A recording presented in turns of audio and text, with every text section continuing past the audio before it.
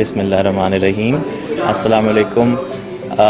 जैसे कि आप लोग सब जानते हैं, न्यू ईयर का टाइम है और ज़ाहिर है इस वक्त एक ख़ुशी का समा भी होता है, लेकिन हम सब लोग जो हैं वो पुरुम्मीद हैं कि इंशाअल्लाह आने वाला वक्त पाकिस्तान के लिए बेहतरीन वक्त होगा और जो नया साल आ रहा है उसमें हमारा मुल्क और मज़ीद तरक्की करेगा।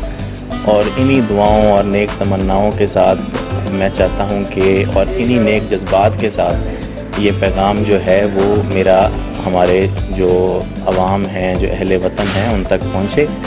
और इंशाअल्लाह हमें पूरी उम्मीद है कि PIA भी और पाकिस्तान भी इंशाअल्लाह अगले साल भरपूर तरक्की करेंगे भी और अवाम को ये नज़र भी आएगा कि हम इंशाअल्लाह आगे की तरफ मज़ीद बढ़ते जाएंगे।